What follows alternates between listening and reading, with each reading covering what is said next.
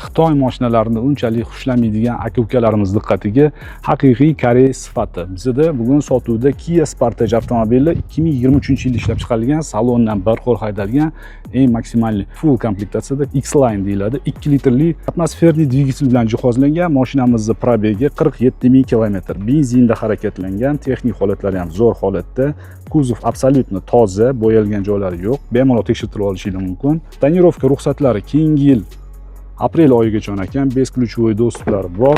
Saloniga keladigan bo'lsak, ko'rishingiz mumkin matviy holatdagi idealniy salon. Qo'jalari ham urinib qolmagan. Abduf, abagrev hamma funksiyalari bor. Bu maksimal komplektatsiya hisoblanadi. 47 ming kilometr masofani bosib o'tgan. Panorama tom, hamma narsasi bor.